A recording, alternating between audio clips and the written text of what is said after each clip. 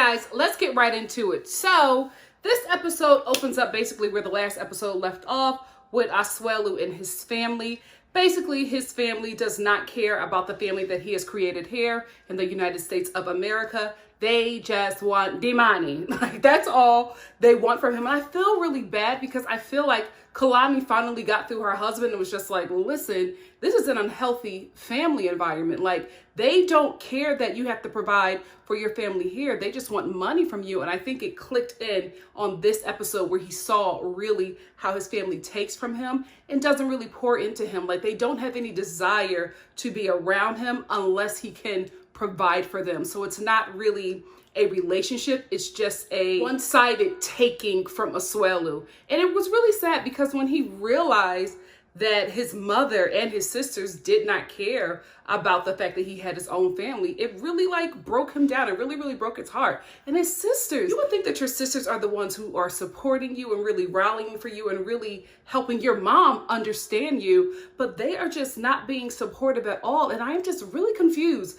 Like, if you like three, and I think they have more siblings, if you all are taking care of your parents collectively, why does your mom need such a huge lump sum of money from Asuelu every time she sees him? Like, if you all are chipping in, wouldn't that be enough? Because your mama don't look like she does much. I can really see her walking back and forth through a Joann's Fabrics and maybe going to a Boss Guys for a sales event, but that's about it. She don't need a lot of money. So why Asuelu gotta drop $1,000 every time he run into her?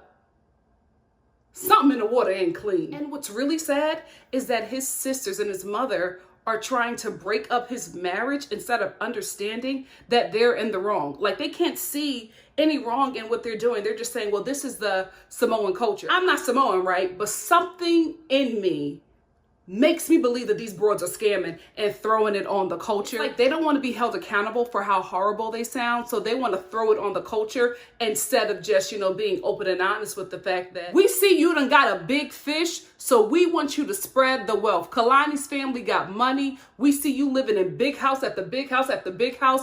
We want some of that money too. That's what it really is. That's what I believe. Like, again, I'm not Samoan. I don't know the Samoan culture, but I really feel like this family thinks that he married into somebody with money and they want to reap the benefits of that marriage. And Asuelu has not been my favorite person this season, but I really felt bad for him when he talked to his mom. I guess he thought because it was just like a one-on-one with him and his mom that she would finally get it and understand, but she didn't.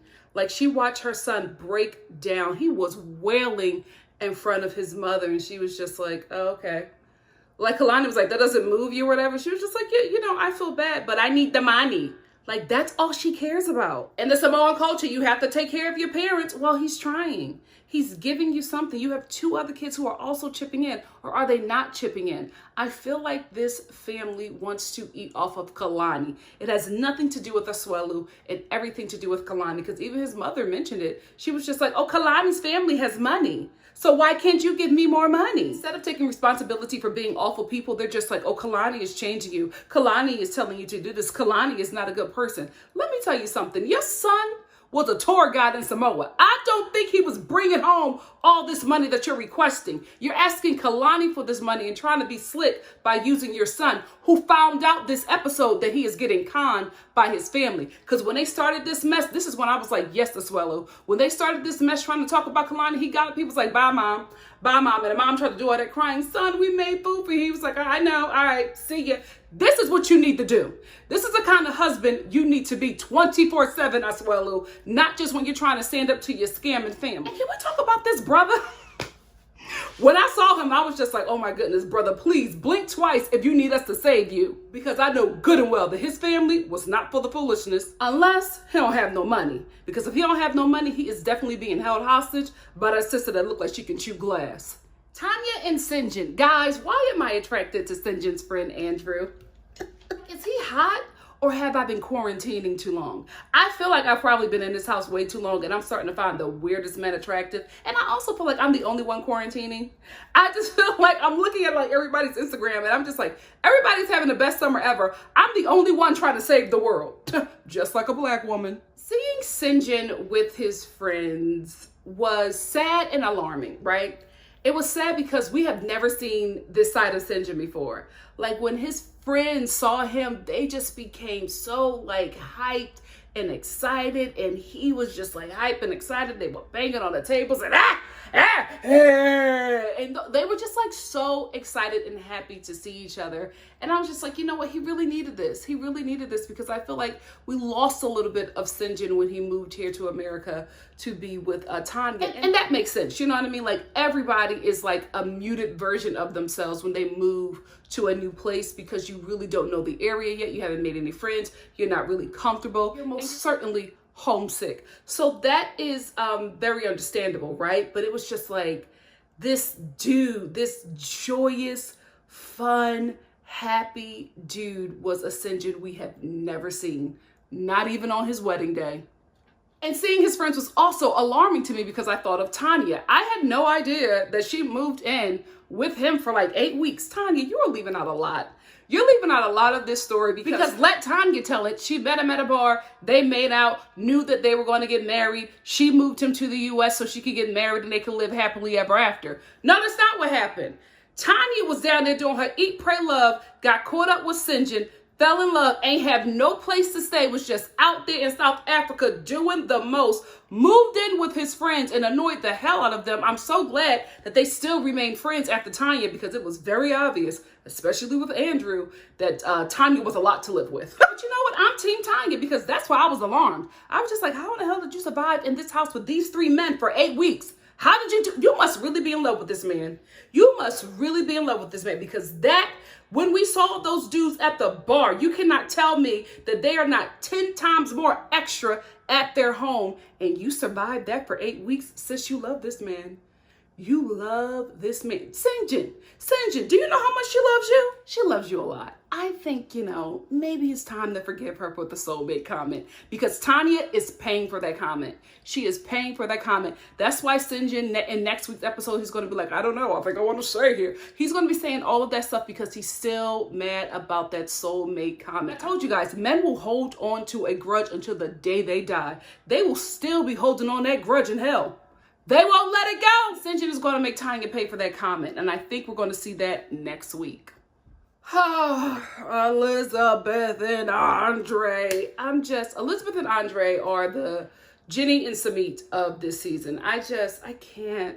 This relationship is so exhausting. It's so sad, because we pick back up from where last week's episode left off, and Andre is still not remorseful. He's still not remorseful, because Elizabeth is sitting here trying to reason with this man that still wants to beat up her brother. This is very new for me. I don't know no women like this. I don't understand. I'm just very confused. Are y'all out here marrying men that beat up your family? Like, I'm just confused. I am confused. All this man does is take from her father's pockets and threaten to beat up her family, and she just is in love. I'm confused. So Elizabeth goes to meet with her brother and her father at this Moldovan mansion that they were able to find. Let me tell you something. Pop's got coin. He got coin, and Elizabeth knows that. So that's why now she's going over there to try to smooth everything over for her father. And Elizabeth showed up, and the first thing that Charlie said to her was, "Where's your bum husband?" I hollered. Because listen, I don't know what's up with Charlie, but I do know what's up with Andre. And when he said, "Where's your bum husband?" I said, well, he didn't lie. So Elizabeth knows what's going down. She's been leeching off her father all her damn life. So she knows if she don't smooth this over with this man, this wedding ain't happening. So she goes and tells the man that she is taking care of that he has to smooth things over with her father and her brother. She doesn't say it on camera. She doesn't say that you have to smooth it over with them so that we can, you know, get this money from him and have this wedding. She says, "Oh, you have to make up with my father and my brother. What you did wasn't right." She said that on camera. We know what she told him at their home. "You better smooth it over with my father, or none of us is going to be able to eat ever again. Me, you, and the baby going to starve, because he taking care of the whole family." Because Libby's daddy said it. He said, if Andre doesn't apologize to me, I'm not paying for this wedding, and me and my son are leaving. Elizabeth ain't care nothing about her daddy or her brother leaving. All she heard was, I'm not paying for this wedding. See, this is how you treat a freeloader. You close that checkbook. When freeloaders hear that checkbook closing, they start to act right. They fall right in line. And that is exactly what Elizabeth and Andre did, because Andre showed up to meet with Charlie and Libby's daddy in some church shoes. So you know he wasn't ready to scrap. He came there being hella humble, trying to fix it. His little machismo started to get the best of him. And Elizabeth's daddy was just like, okay, well, I'm going to go.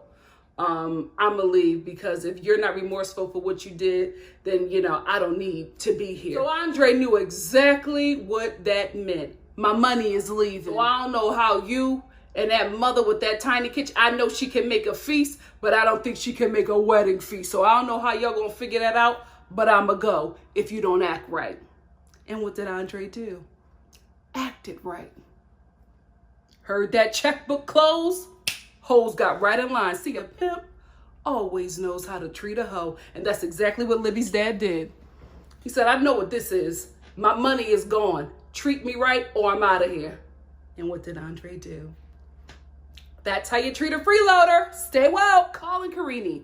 One thing about Paul and Karini, they gonna live in squalor no matter what country they're in. Oh my goodness, I thought it was terrible when they lived in Brazil. This little tiny house or this studio trailer, whatever this thing is, they got this messy and junky already.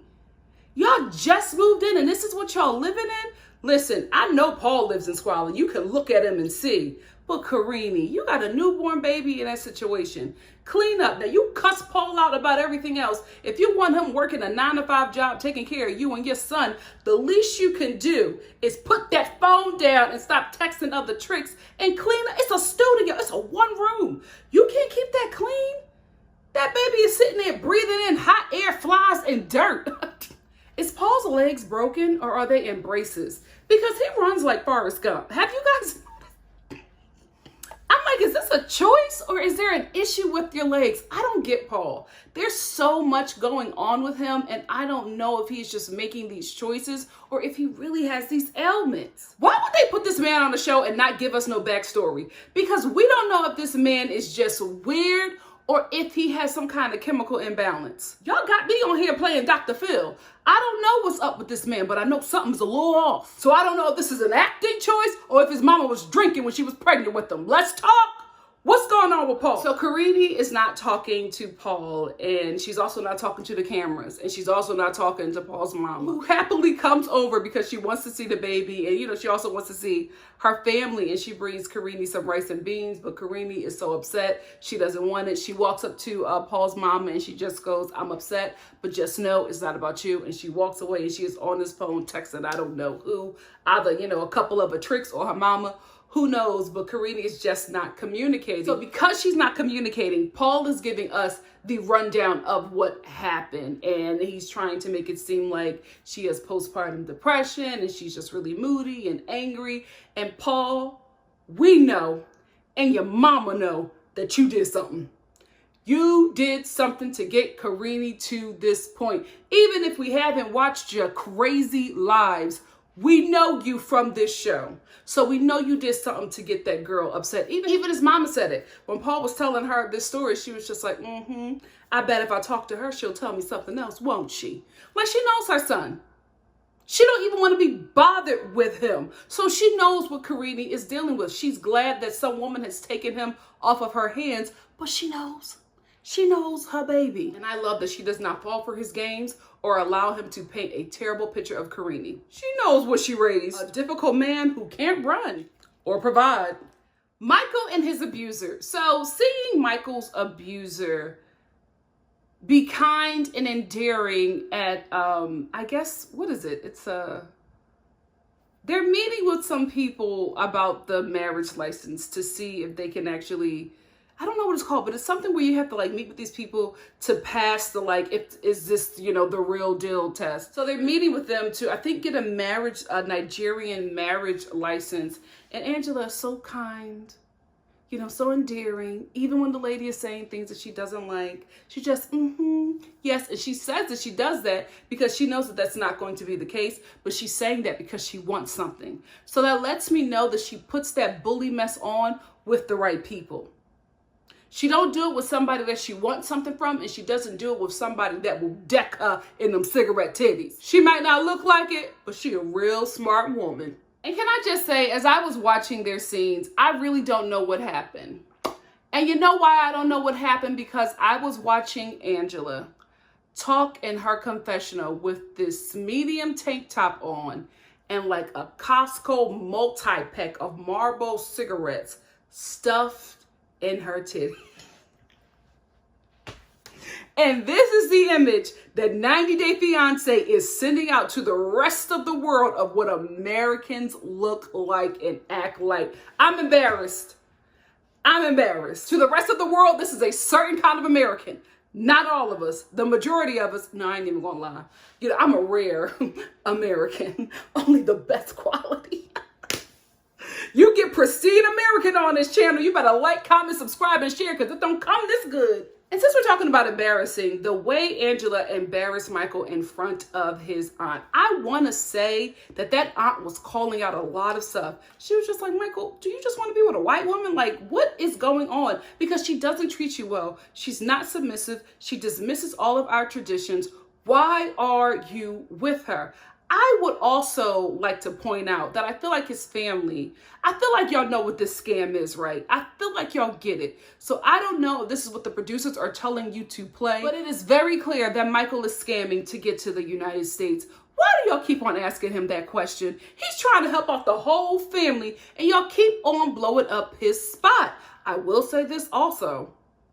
Angela had a couple more times to talk down to Michael in front of his aunt. Because when homegirl sat back, I said, ooh, I know what that is. I'm not Nigerian, but I'm blackity black. And I know when a black woman, especially an older black woman, when she sits back like this, after she was sitting here comfortable, you know, unguarded, when she's sitting up and then she sits back and she adjusts and she just starts thinking, mother is getting her footing. Because she wants to be ready to jump up and pop anybody who gets in her space or pisses her off. I was just like, are we going to keep the cameras rolling? Because we about to see some real mess right about now. But she kept her composure. I was glad she did, though. You know what I mean? Like, you don't want to be looking ignorant out here. But, you know, she looked like she can throw a bit of hands. And Angela, you not ready. You not ready. Colty, Larissa, Jess, Enrique, and Debbie. The double. She is so miserable this season. Remember last season when we were all riding for Debbie because we thought that Larissa was treating her terribly? Larissa probably was, but Debbie, you are coming off horrible this season. Larissa and Enrique are in a really good place all of a sudden. There is no way that this next morning is right after the incident. There had to be more time because Larissa is just, she hasn't talked to Enrique. That's what she's saying to us. She hasn't talked to him, but she is like madly in love with him.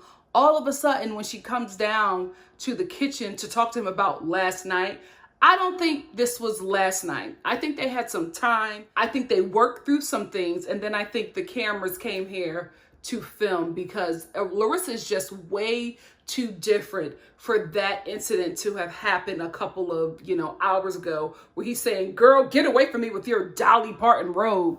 Ooh, Enrique, you cannot read. But anyway, Larissa comes downstairs to talk to Enrique, who is making a carrot omelet. That was a lot of carrots.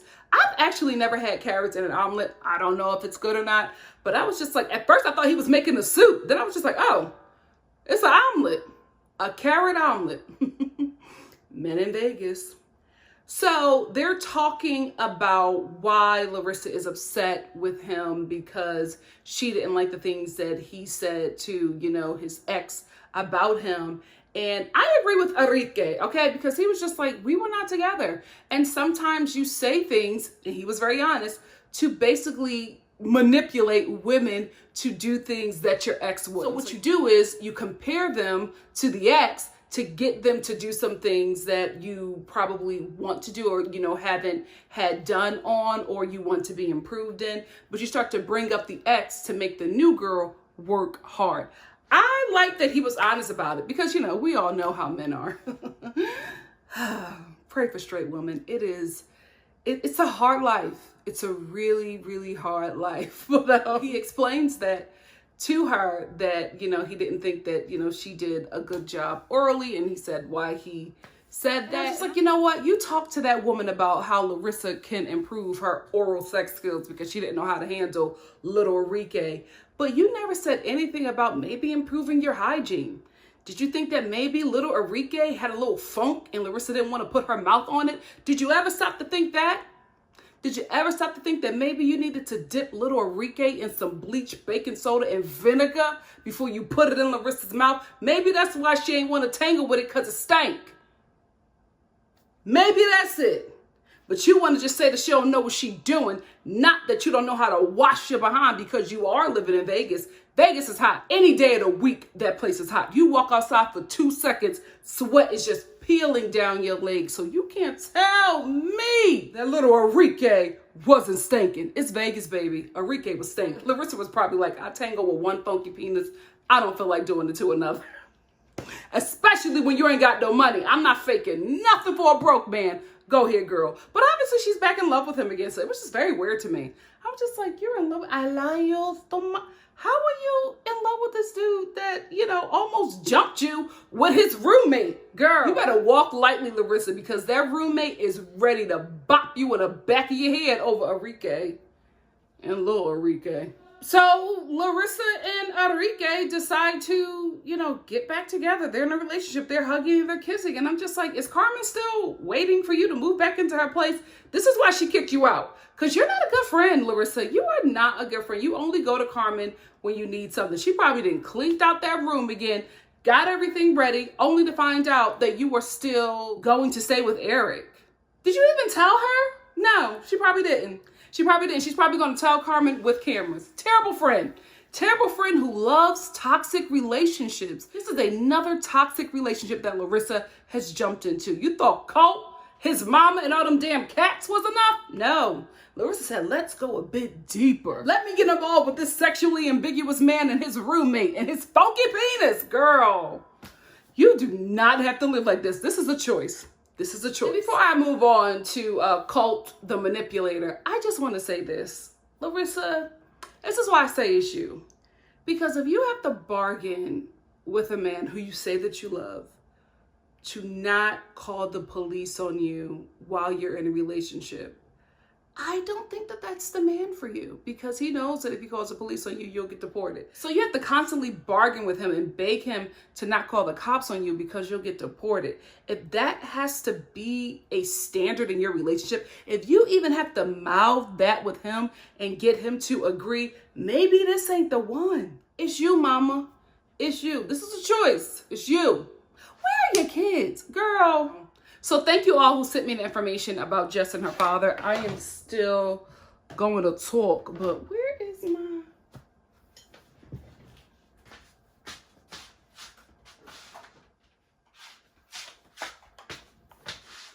I'm sorry, it's 108 degrees here, and I don't have my air conditioner on because it's going to be really, really loud, and I'm melting. I'm melting. Anyway, thank you all who sent me that Instagram post that she did. Oh, this right here, detox. I cut meat out, and as soon as I cut out meat, bam, bam. And I don't get zits. That was my superpower all in high school.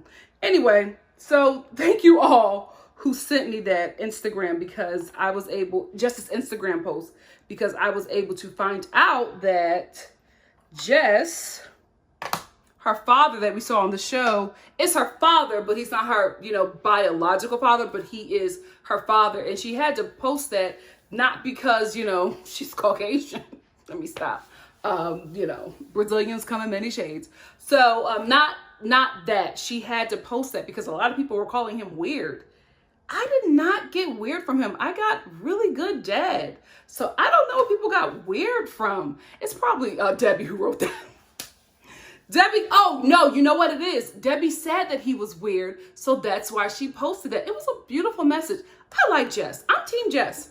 I say it often because I mean it. I'm Team Jess. I really like her. The only thing that I had an issue with was the comment, that blanket statement about all Brazilian women, because I think it puts Brazilian women in a dangerous place, especially with international travelers coming to Brazil to, get a woman like Jess, because this is what you're saying about these women, because a lot of times people are not educated. TV is what educates them. So that's why we all have these weird ideas of other people, because we're only being fed what we see on television and not going farther to do a bit more research to see how people truly are. So that was the only issue that I had with her. Outside of that, I'm Team Jess. She gives me Rose from, 90 Day Fiance, Before the 90 Days with Big Ed. That's who she gives me. She gives me this foreign woman who is very in tune to how Americans think, especially American men. And although she can't like properly communicate because of the language barrier, she sees who he is and she calls it out. I love that about her because she calls out Colt. She does not let him play with her heart. Team Jess. Team Jess. When I say she calls him out, in this episode where Colt tried to like again make her, the bad guy and him the victim, she's just like, no, you always play this, oh, I'm a good boy, I'm Colt, no, you're crazy. You're crazy. I see I love her. I love her because she's just like, you keep on trying to play this game like I'm the crazy one. You're the crazy one. You're not a baby. If we're going to be together, you have to stop being a man child. And Colt got it. He got it. He was just like, you're right. You're right. She's just like, your mother, her opinion doesn't matter. It's us. Me and you. That's the only thing that matters. Your mother cannot be involved. And Colt agreed, but I don't know if he's going to hold on to it because Debbie has a hold on him. But Jess also has a hold on him because when Colt was trying to act a little standoffish and act like he was mad at her and try to be like, oh, what do you want? Because if you don't, know what you want, then I'm just going to go. Like trying to act like he is this prize and he's going to leave her. She pulled him right back in and she was just like, you're not going to get nothing better than this. I look better than Vanessa and my sex is better than Vanessa. Colt, as soon as he heard that, everything dropped and he just smiled. I said, oh, so Jess is right. Jess put that whop on him. Go ahead, girl. Jess, Colt is an American man. Sometimes for a lot of American men, money is more important than WAP, right? So I know you got a great WAP, right? We all know. You let us know, right? But money is more important to this man. That is why he is on this show exploiting you. What you need to do what you have to do, WAP included, to get to the United States, right? And then when you get here, flip this bag so beautifully. Scam that family for all their worth. They are exploiting you on this show. Exploit them back, sis. Exploit them back, especially that mother. Tap Colt's pockets. Don't leave nothing for them cats. When you are done with him and them cats is going to be eating Honey Nut Cheerios. Not Honey Nut, just Cheerios because they can't afford the honey. Do what you got to do because they're taking advantage of you. Take advantage of them. Debbie, why are you so miserable? Like, this is so sad. Just watching how she treated Jess, who was nice to her, who said hi to her when she came downstairs to greet them and go with them to the airport. Debbie was just being so mean. So, we gotta talk about last night. We don't have to talk about last night. Me and your son squashed it. So what is there a conversation? I didn't like what you did. It wasn't nice. And then when they get to the airport, don't propose. Colt, we gotta go. Colt, you gonna die alone. Your mother gonna make sure of it. Anyway, that's all I wanted to talk about. What did you guys think of this episode? Let's talk about it in the comment section below. And if you like what you see here, please like, comment, subscribe, and share. And I will see you, when does this show come on? Probably Monday or Tuesday. Depends on the work schedule. I'll see you soon for something else. Love you guys. Bye.